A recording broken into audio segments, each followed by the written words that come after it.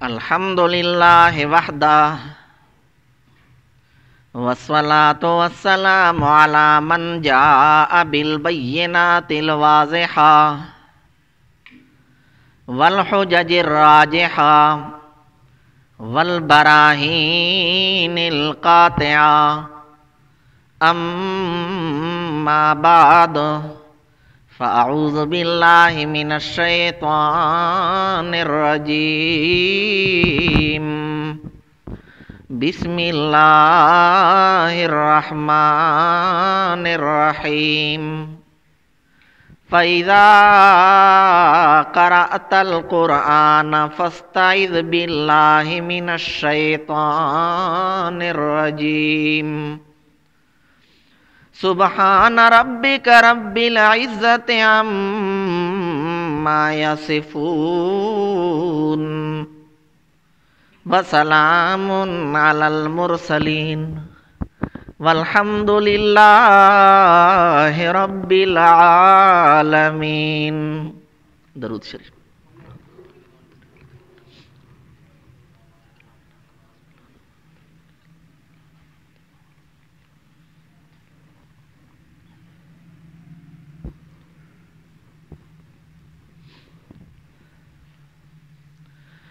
تقریباً 3 ہفتوں سے اسی آیت کی تشریح چل رہی ہے۔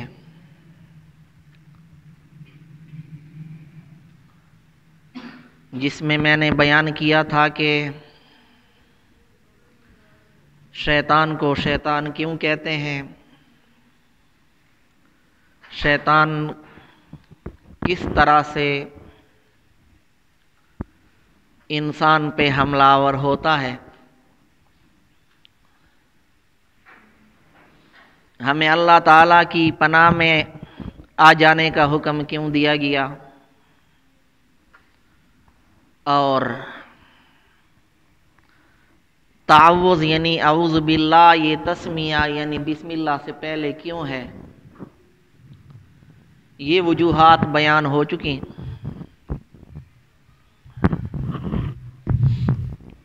آج اس آیت کی تشریح میں یہ بیان کروں گا کہ جب شیطان شر کا مجموعہ ہے، جب شیطان شر ہی شر ہے، اس میں خیر اور بھلائی بالکل نہیں، تو اللہ تعالیٰ نے اسے پیدا کیوں کیا، شیطان کے وجود کی حکمت کیا ہے۔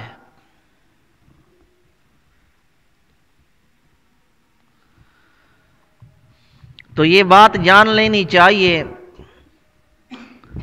کہ اللہ جل شانہ نے ہر انسان کے دل میں اپنی محبت کا جذبہ رکھا، ہر انسان کے دل میں اللہ تعالیٰ کی محبت کا جذبہ موجود ہے۔ اس محبت کا جو مظہر ہے،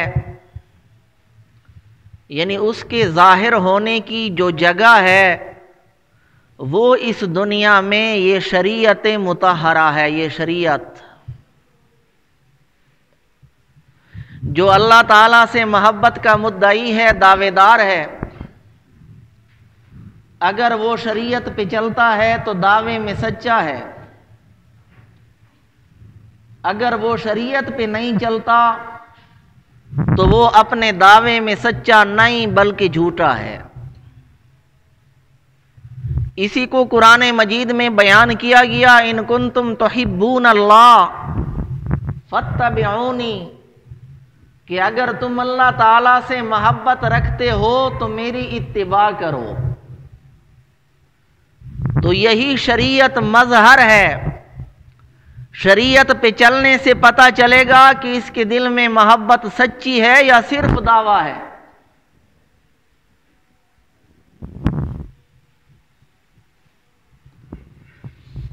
تو شیطان کو پیدا کیوں کیا گیا؟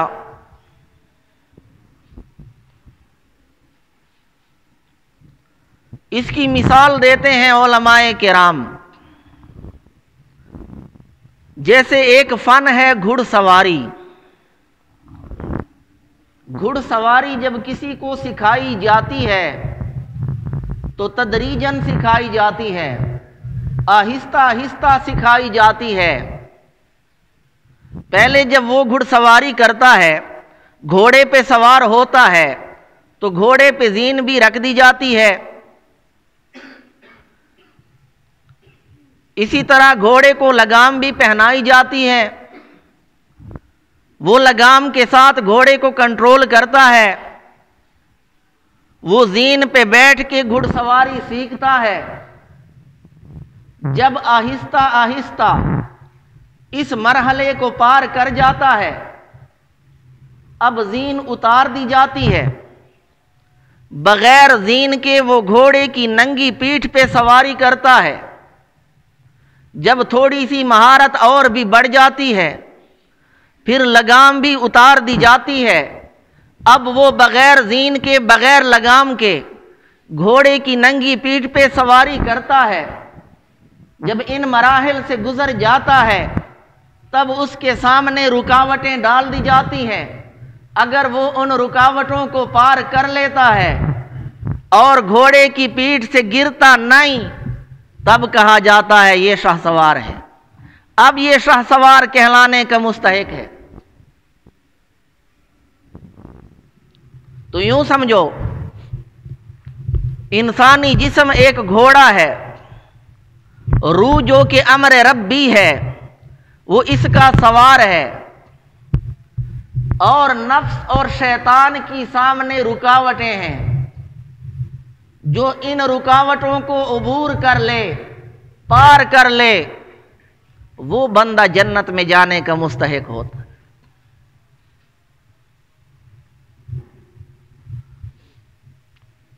شیطان کا وجود اگرچہ بظاہر شر ہے، انفرادی حیثیت سے وہ شر ہے، وہ برائی ہے، اس میں اچھائی بالکل نہیں، لیکن اجتماعی حیثیت سے وہ خیر ہے. علماء فرماتے ہیں بعض اوقات یوں ہوتا ہے، ایک چیز کو آپ انفرادی طور پہ دیکھیں تو اس میں کوئی خیر نظر نہیں آتی، لیکن اجتماعی طور پہ دیکھیں تو اس میں خیر نظر آتی ہے. مثال دیتے ہیں کہ خال المعشوق، جیسے محبوب کی پیشانی پہ خال، کہ وہ ایک بدنما کالا سیاہ دھبا ہوتا ہے. انفرادی حیثیت سے اس کو دیکھو، وہ ایک کالا نقطہ ہے، وہ ایک کالا داغ ہے، بدنما داغ ہے. لیکن اجتماعی طور پر جب اس کو دیکھا جائے تو یہ چہرے کے حسن کو بڑھا دیتا ہے، چہرے کے حسن میں اضافہ کرتا ہے. تو انفرادی طور پہ یہ ویسے ایک داغ ہے، لیکن اجتماعی طور پر اس نے چہرے کے حسن میں اضافہ کیا. اس طرح شیطان کا وجود انفرادی طور پر تو شر ہے، برائی ہے، لیکن اجتماعی طور پہ دیکھا جائے تو پھر اس میں بھی خیر کا پہلو موجود.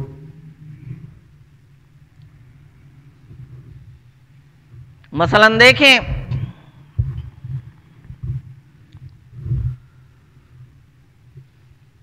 کہ اگر شیطان دنیا میں نہ ہوتا تو دنیا میں کوئی چور بھی نہ ہوتا، کیونکہ چوری پہ اکساتا کون ہے؟ شیطان ہے. تو اگر چور نہ ہوتا تو کسی کو اپنا پیسہ صندوقوں میں رکھنے کی ضرورت ہی نہ ہوتی، صندوقوں کو، الماریوں کو تالے لگانے کی ضرورت ہی نہ ہوتی، کہ جب چور کا خدشہ نہیں تو کیا ضرورت. تو پھر ان لوگوں کا جو الماریاں، صندوقیں وغیرہ بناتے ہیں، ان کا کاروبار کیسے چلتا؟ تو ان کا کاروبار اس لیے چل رہا ہے کہ چوری کا خدشہ موجود ہے، اور چور کو چوری پہ اکساتا شیطان ہے. تو شیطان کی وجہ سے ہی یہ سارا کاروبار چل رہا ہے. تو بظاہر تو اس کا وجود شر ہی شر ہے، برائی ہی برائی ہے، اس میں اچھائی بالکل نہیں۔ اس کی انسان کے ساتھ جو عداوت ہے، جو دشمنی ہے، وہ ذاتی ہے، وہ ختم ہونے والی نہیں، زوال پذیر نہیں، لیکن اجتماعی طور پہ اگر دیکھا جائے تو یہ کاروبار اس کی وجہ سے ہی چل رہے ہیں۔ تو اللہ تعالی حکیم ہے، فعل الحکیم لا یخلو عن الحکمہ، حکیم کا کوئی فعل حکمت سے خالی نہیں ہوتا۔ تو نفس اور شیطان یہ رکاوٹیں ہیں، ان رکاوٹوں کو پار جو کوئی کر لیتا ہے، ان کی طرف توجہ نہیں کرتا، تو اللہ تعالیٰ بھی فرماتے ہیں کہ اب یہ بندہ جنتی کہلانے کا مستحق ہے۔ مثلا ایک آدمی مجھے ووٹ دیتا ہے اور اس لیے دیتا ہے کہ اس کا مفاد میرے ساتھ وابستہ ہے، تو یہ اس کا کوئی کمال نہیں۔ لیکن دوسری طرف اگر اسے کوئی ترغیب دینے والا ہو، اسے کوئی پیسوں کی پیشکش کر رہا ہو اور وہ میری خاطر ان پیسوں کو ٹھکرا دے، تو تب میرے نظر میں اس کی قدر ہوگی کہ اس نے میری خاطر میرا ساتھ دینے کے لیے پیسوں کو ٹھکرایا، تب میرے نگاہوں میں اس کی قدر ہوگی۔ تو نفس اور شیطان کی رکاوٹوں کو اگر کوئی پار کر لیتا ہے تو اللہ تعالیٰ کی نظر میں بھی اس کی قدر ہوتی۔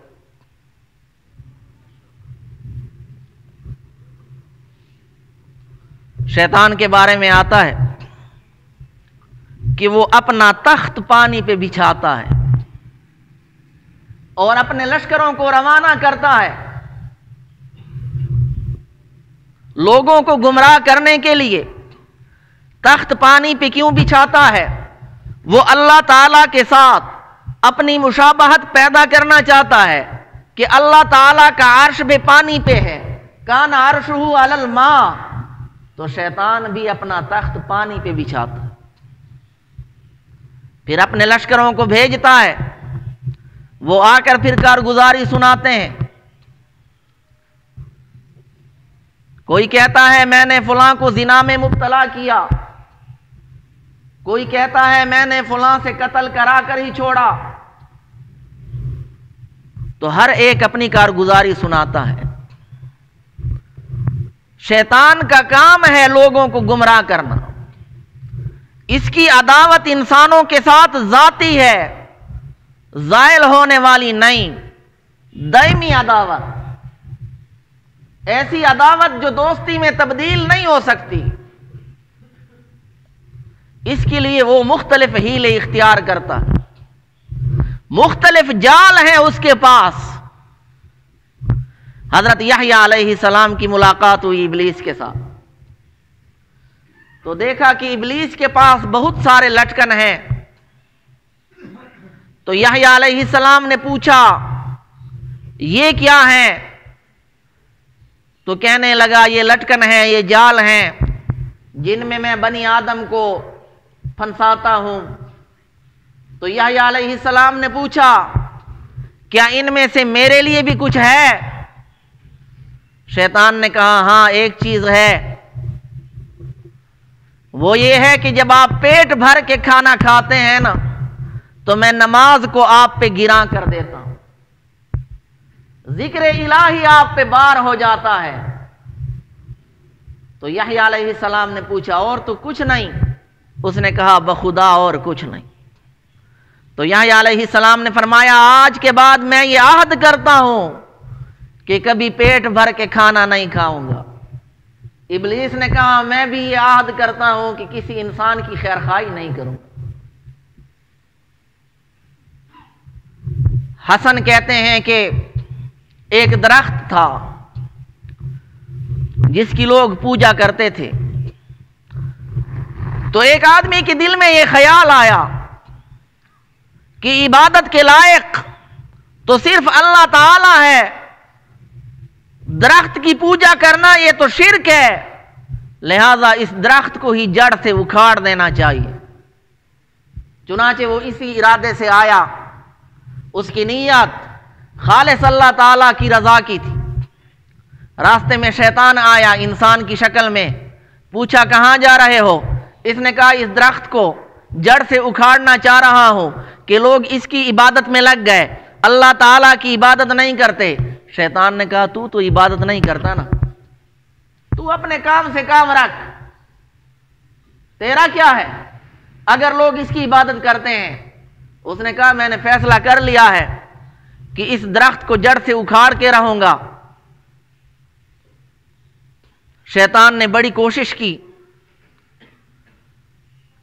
اس نے شیطان کو شکست دے دی، شیطان کو زمین پہ پچھاڑ دیا۔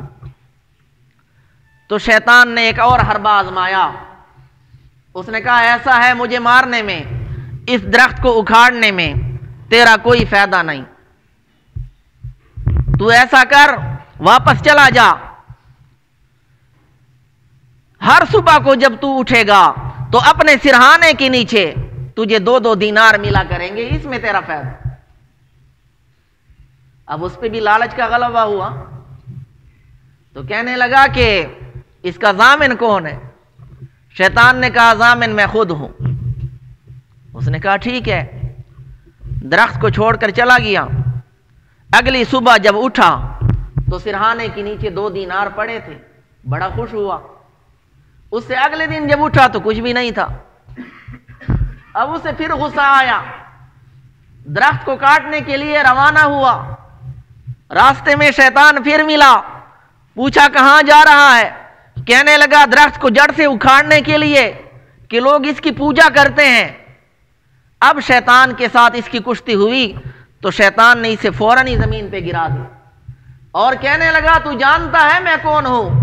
میں ابلیس ہوں۔ پہلی مرتبہ جب تو آیا تھا تیری نیت خالص اللہ تعالیٰ کی رضا کی تھی، اس لیے میں تجھ پہ غالب نہ آ سکا۔ اب تو اللہ تعالیٰ کی رضا کے لیے نہیں آیا، اب تو دیناروں کے لیے آیا ہے، پیسوں کی لالچ میں آیا ہے، اب تیری نیت میں فرق ہے، اس لیے میں تجھ پہ غالب آ گیا۔ تو شیطان مختلف حربیں آزماتا ہے اور ہر فرقے والوں کو مختلف طریقوں سے گمراہ کرتا ہے۔ یہود کو کس طریقے سے گمراہ کیا کہ انہوں نے عزیر علیہ السلام کو اللہ تعالیٰ کا بیٹا بنایا۔ وقالت الیہود عزیر ابن اللہ، کیونکہ عزیر علیہ السلام جب 100 سال کے بعد زندہ ہوئے، تشریف لائے، ساری تورات انہوں نے زبانی سنائی تو یہود اتنے متاثر ہوئے کہ انہوں نے عزیر علیہ السلام کو اللہ کا بیٹا سمجھ لیا۔ حضرت عیسیٰ علیہ السلام کے بارے میں یہود گمراہ ہوئے کہ عیسیٰ علیہ السلام سے انہوں نے دشمنی کی، عیسیٰ علیہ السلام کی والدہ پہ تہمتیں لگائیں۔ یہود گمراہ ہوئے عیسیٰ علیہ السلام کی عداوت میں، عیسیٰ علیہ السلام کے ساتھ دشمنی میں، اور نصارہ گمراہ ہوئے عیسیٰ علیہ السلام کی محبت میں کہ انہوں نے محبت میں حد سے تجاوز کیا، انہوں نے محبت میں غلو کیا، عیسیٰ علیہ السلام کو اللہ کا بیٹا کہا۔ تو جب عیسیٰ علیہ السلام نے آنا ہے، جب عیسیٰ علیہ السلام تشریف لائیں گے تو یہودی بھی اور عیسائی بھی راہ راست پہ آ جائیں گے، اس وقت صرف اسلام ہی اسلام ہو۔ لا یبقى بیت مدر ولا وبر، کوئی کچا پکا گھر باقی نہیں رہے گا، الا ادخلہ اللہ کلمۃ الاسلام، مگر اللہ تعالیٰ اس میں اسلام کا کلمہ داخل کریں گے۔ تو عیسیٰ علیہ السلام جب تشریف لائیں گے، آسمانوں سے اتریں گے، تو یہودی بھی یہودیت چھوڑ دیں گے، عیسائی بھی عیسائیت چھوڑ دیں گے، تب اسلام کا غلبہ ہوگا، اسلام کی شان و شوکت ہوگی۔ تو عیسیٰ علیہ السلام نے اترنا ہے، یہ اہل سنت والجماعت کا اجماعی عقیدہ ہے، احادیث میں اس کا تذکرہ ہے، اور اس کا انکار کیا ہے مرزائیوں نے۔ مرزائیوں نے انکار کرنے کے لیے سب سے پہلے یہ دعویٰ کیا کہ عیسیٰ علیہ السلام فوت ہو چکے ہیں، عیسیٰ علیہ السلام کا انتقال ہو چکا ہے۔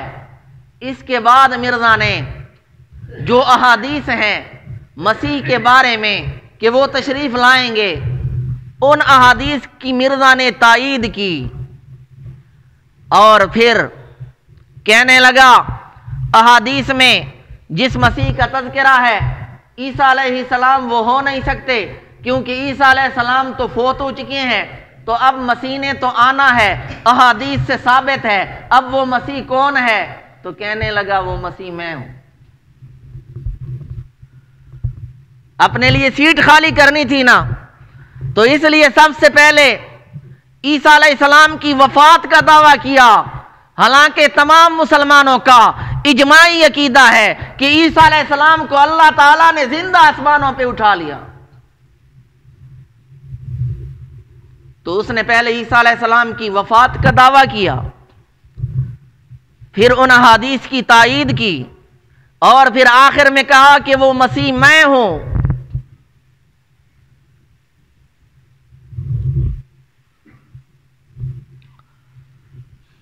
تو پوچھنے والوں نے پوچھا کہ وہ تو مسیح ابن مریم ہوں گے، اور تیری ماں کا نام تو مریم نہیں، اس کا نام تو چراغ بی بی ہے۔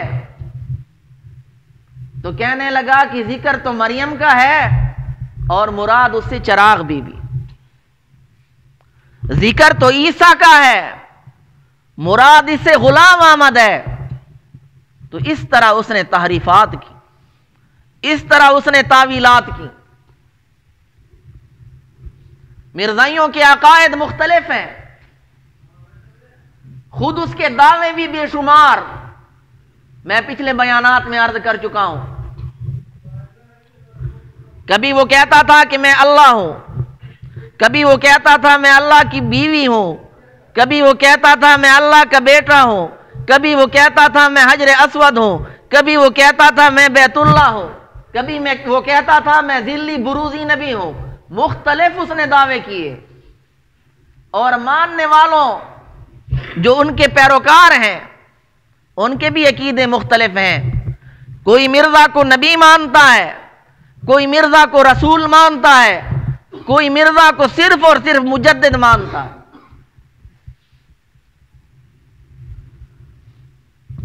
کوئی اس کو مسیح مانتا ہے کہ احادیث میں جس مسیح کی آمد کی بشارت سنائی گئی، جس مسیح کے آنے کی خوشخبری سنائی گئی، عیسیٰ علیہ السلام تو فوت ہو چکی معاذ اللہ، اس مسیح سے مراد مرزا غلام احمد ہے۔ حالانکہ کسی طرح بھی یہ بات صحیح نہیں۔ ایک تو اس وجہ سے کہ عیسیٰ علیہ السلام کی آمد پہ جو رسول اللہ صلی اللہ علیہ وسلم نے نشانیاں بیان فرمائیں، وہ نشانیاں مرزے کے دور میں پوری نہیں ہوئی۔ مثلا ایک نشانی تھی یوم الحرب،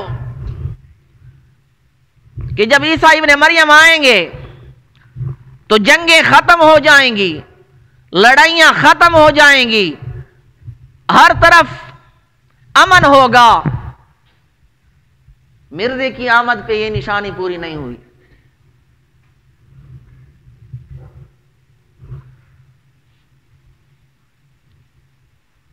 پہلی جنگ عظیم اور دوسری جنگ عظیم یہ مرزے کی آمد کے بعد ہوئی۔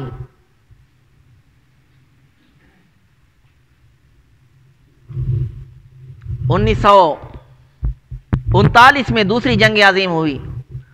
تو اگر مرزے کی آمد پہ جنگوں کا خاتمہ ہوا ہوتا تو پھر یہ جنگیں نہ ہوتی۔ تو معلوم ہوا کہ وہ نشانیاں پوری نہیں ہوئی۔ اسی طرح ایک نشانی تھی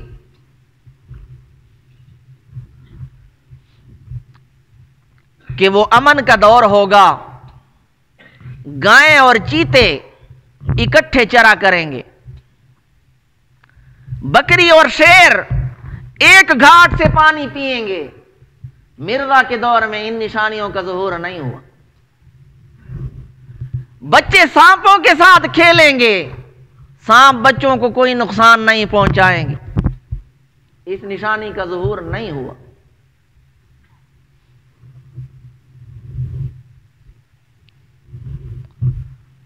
तो चूंकि ये एक इजमाई अकीदा है, और मैंने अर्ज किया था शैतान ईमान पे हमला करता है शुकूक और शुबहात के जरिए से, आमाल पे हमला करता है ख्वाहिशात के जरिए से। तो शैतान ने इन लोगों को मुख्तलिफ शुकूक और शुबहात में मुब्तला किया कि ईसा अलैहिस्सलाम जब ऊपर मौजूद हैं तो वो क्या खाते हैं, क्या पीते हैं, क्योंकि बगैर खाने पीने के तो ये जिंदगी बाकी नहीं रह सकती। इस जिंदगी के लिए जरूरी है कि कुछ खाया पिया जाए। तो मिर्जा यही सवाल करते हैं कि ईसा अलैहिस्सलाम अगर जिंदा आसमानों पे मौजूद हैं तो वो क्या खाते हैं? तो जवाब ये है कि ऊपर फरिश्ते भी हैं, उनको अगर बगैर खाने पीने के अल्लाह जल्ल शानुहु जिंदा रख सकता है तो क्या ईसा अलैहिस्सलाम को नहीं रख सकता?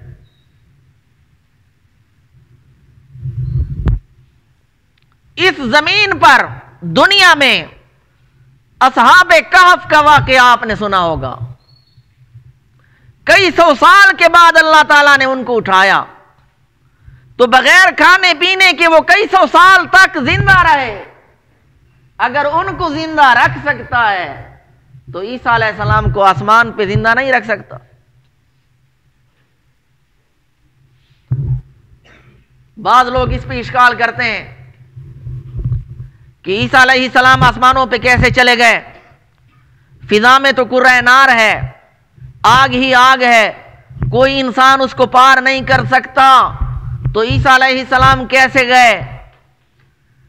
जवाब यह है कि इसको तो तुम भी मानते हो कि आदम अलैहिस्सलाम को जन्नत से दुनिया में लाया गया, तो आदम अलैहिस्सलाम अगर कुर्रा नार के बावजूद जमीन पर तशरीफ ला सकते हैं, उनका आना बरहक है जिसको तुम भी मानते हो, तो क्या ईसा अलैहिस्सलाम जमीन से आसमान पे नहीं जा सकते? इसलिए तो फरमाया इन्ना मसला ईसा का मसल आदम, ईसा अलैहिस्सलाम की मिसाल आदम अलैहिस्सलाम की है। अगर आदम अलैहिस्सलाम कुर्रा नार कुर्रा ज़महरीर के बावजूद वहां से यहां आ सकते हैं, तो ईसा अलैहिस्सलाम भी यहां से वहां जा सकते हैं। तो ये कोई इश्काल नहीं। शैतान का काम है कि शुकूक के जरिए से, शुबहात के जरिए से ईमान पे, अकायद पे हमला करता है, और ख्वाहिशात के जरिए से आमाल सालिहा पे हमला करता है। टाइम ख़त्म हो चुका है। खालिक कायनात से दुआ है जो कुछ कहा सुना उस पे अमल करने की तौफीक अता फरमाए।